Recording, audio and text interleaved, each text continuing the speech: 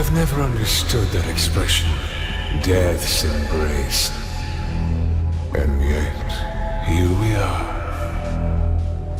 Would you make a deal with death to save yourself and your family? You remember our deal, don't you? That's the question Death's Gambit Afterlife poses as it throws you into the heart of Siradon, a dark and twisted world where the lines between life and death blur. Right off the bat, let me say that I thoroughly enjoyed my time with this game. It combines challenging combat, an intriguing story, and a rich atmospheric world that kept me hooked from the start to finish. The blend of Metroidvania and Souls-like elements works beautifully, offering both depth and a satisfying level of difficulty. If you're a fan of games that test your skills and immerse you in a compelling narrative, I highly recommend you check this game out. It's one of those experiences that sticks with you long after the final boss is defeated.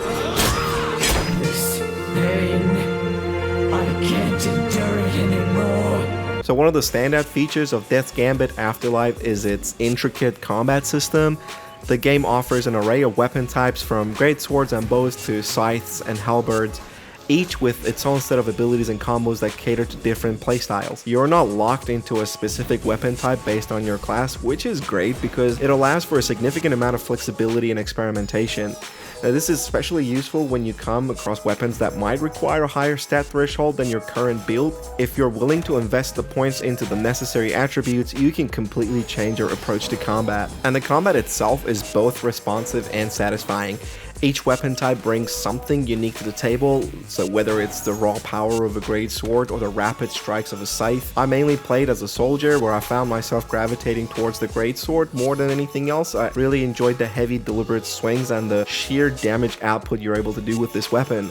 And the game's talent trees further enhance your combat options too, which allows you to specialize in particular weapons and abilities. You can also equip two weapons at the same time, which adds another layer of depth to your strategy. So for example, I often switch between my greatsword for close quarters combat and a bow for long range attacks, even though my build was more focused on melee. And I gotta say, the game's parry system deserves a special mention here. This is because I'm not usually great at timing my parries in games like this, but Death's Gambit Afterlife manages to make this mechanic accessible without making it feel like it's too easy.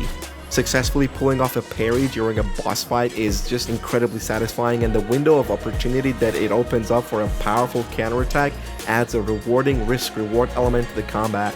So in this game, your abilities and skills are deeply tied to your weapons, and the talent trees offer a robust system for customizing your character. Each weapon comes with its own set of abilities, which can be further enhanced through skill points that you earn from defeating enemies.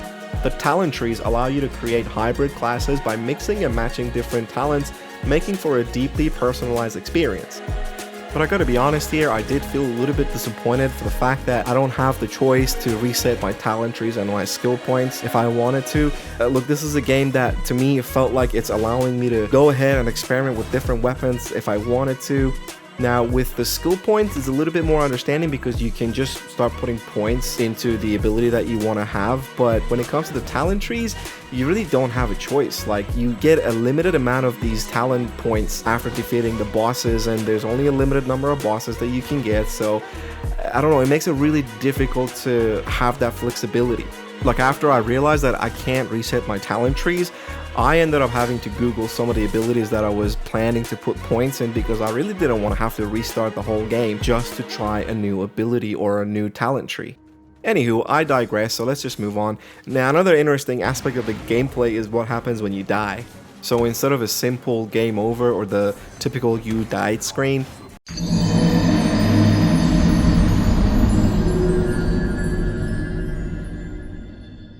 Death himself resurrects you in this game, fitting seamlessly into the narrative and reinforcing the game's themes of mortality and the consequences of defying death. Also, every time you die, you lose a thing called a Phoenix Plume, which basically serves as your primary healing item.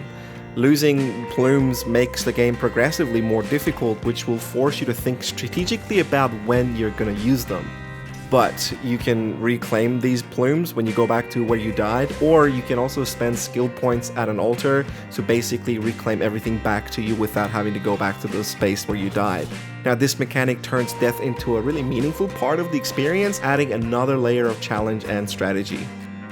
We're going to spend a little bit of time talking about the exploration and world design in this game. So the world of Siradon is as vast as it is diverse, with around 10 distinct biomes to explore, if my counting is right. Each area offers its own unique atmosphere and challenges. So from the serene lush forests to the eerie mechanical depth populated by robotic enemies, the level design is meticulously crafted, with every corner of Siradon begging to be explored. I found myself constantly venturing off the beaten path, eager to discover hidden secrets, powerful items, and of course, more challenging enemies. Traveling through Siradon is made relatively easy thanks to the fast travel system, which you can access very early in the game. Your horse, which is acquired very shortly after the beginning, serves as your primary mode of fast travel until you unlock teleportation between save points later in the game. These save points, that are basically these like altar statue things, are scattered throughout the world and serve as places where you can rest, upgrade your gear, and spend your points, etc. The pacing of exploration is well balanced, with the thrill of discovering new areas nicely complementing the need to backtrack and unlock previously inaccessible zones. Now, one of my favorite parts of this game is boss fights. Now, boss fights in Death's Gambit Afterlife are a highlight, offering a range of challenges that require both skill and strategy. Each boss has its own unique abilities and attack patterns, making every encounter feel fresh and exciting. The game encourages exploration by rewarding you with damage boosts against bosses if you find these like specific little books that are hidden throughout the levels. Each book gives you a 5% damage boost, and then finding both of them for a boss will give you 10% edge, which can make a significant difference in a tough fight. The boss design is varied and creative, with each encounter requiring you to adapt your strategy. Some bosses emphasize timing and parrying, while other ones force you to manage your resources carefully. The learning curve is steep, but it's fair, with each death teaching you something new, making victory at the end all the sweeter when you finally overcome the challenge. So even though I died dozens of times to certain bosses, I never felt discouraged. Instead, I was motivated to keep trying, refining my strategy with each attempt.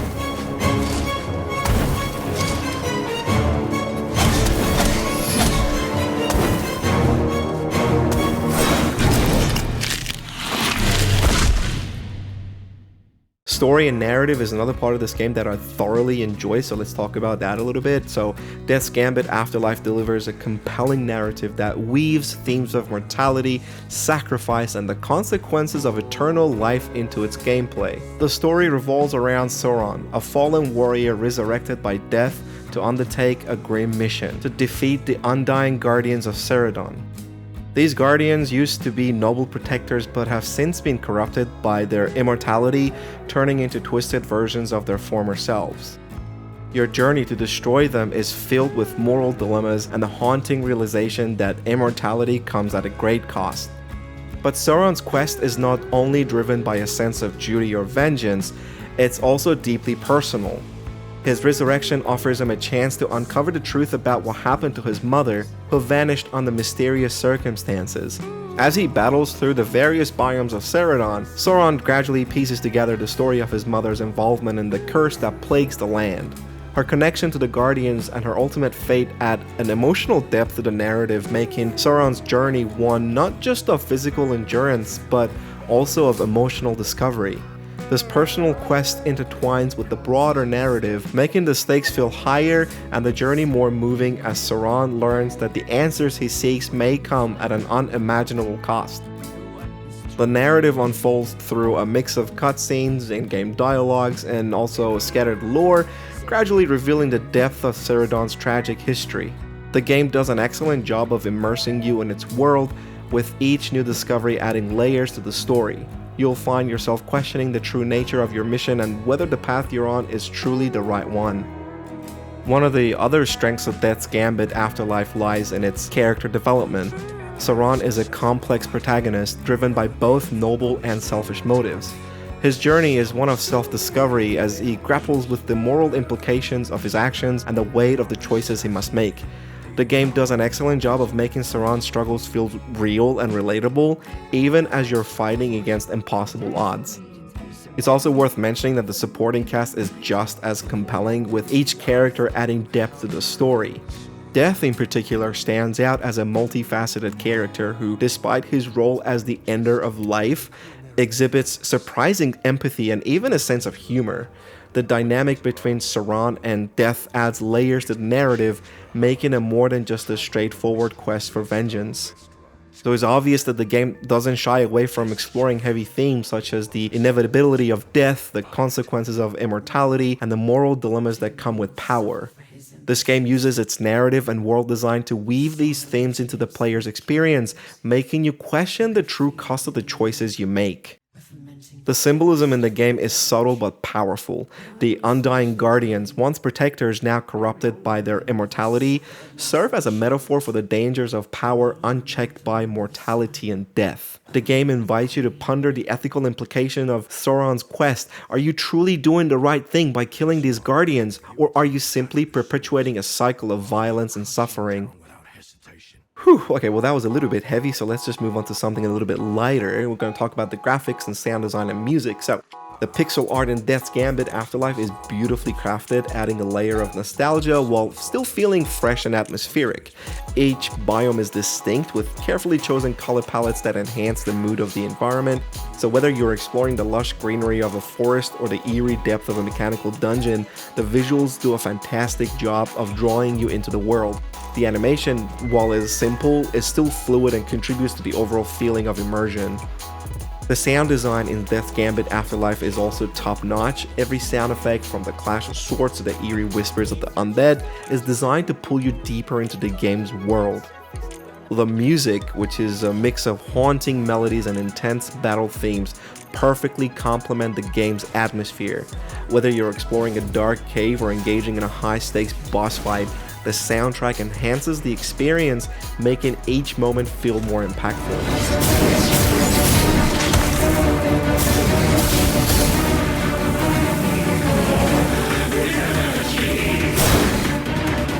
Now I'm really excited about this week's episode because not only the game was amazing, but I've also got a new segment to include in this video. I'm gonna call it Viewers Questions, and this is where I'll try to answer your questions about the game if I get any before I finish the review.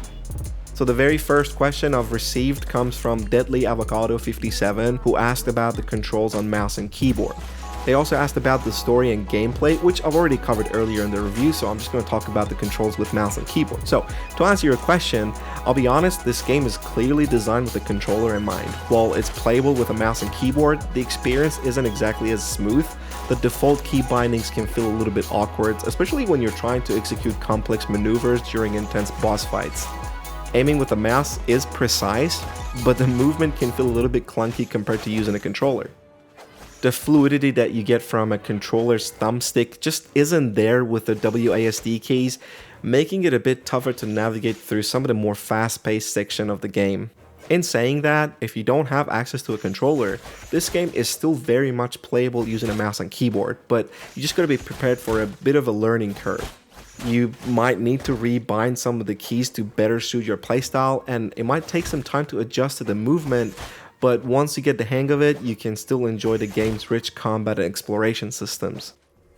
Now, just a little bit more about this new segment that I've just started here. I want to say that if you have a question about a game I'm reviewing, please make sure to get subscribed to the channel, as I always tend to make posts in the community part of my channel about the game that I'm working on. So if you see me working on a game that you're interested in, feel free to leave a comment and let me know if you have a particular question you want me to address in my review, just like Deadly Avocado's done with this game. And also make sure to hit the notification bell too, so you don't miss the video when it comes out. And one last quick note, I typically work on games that are being given out for free on the Epic Games Store every week, so that should be a good indicator for what I'll be reviewing next week. At the moment, it looks like I'm gonna have to pick between two games next week. One is Gigantic Rampage Edition, which I know fucking nothing about, and the other one is the Callisto Protocol, which, well, it's the Callisto Protocol. Let me know in the comments if you have a preference as to which one I should review next week, and just to let you know, no, I can't do both of them in 1 week because I have a job, there's not enough time, sorry. Next, let's talk about the performance of this game. So Death's Gambit Afterlife is a very lightweight game that runs smoothly on most systems. On my PC, equipped with an RTX 4070 Super, the game handled beautifully at 2K resolution, though I was a bit disappointed that 4K wasn't an option. For the most part, I encountered no issues except during the final boss, where the game crashed every time I tried to enter New Game Plus, which was a disappointing end to an otherwise fantastic gameplay experience. The game also runs flawlessly on the Steam Deck. If you've purchased it through Steam, it's verified and runs right out of the box. But if you grabbed it from the Epic Games Store like I did during this week's giveaway, it's going to require you to either use the Heroic Games launcher or non-Steam launcher to get it running. I've previously made video guides for both methods, which I'm going to link in the description below the like and subscribe buttons. And just one more thing to note is that the game doesn't support cloud saves, so if you're planning to play on multiple machines on PC, be prepared to manually copy and paste save files. The game is also available on other platforms, including PS4, Xbox One, and the Switch.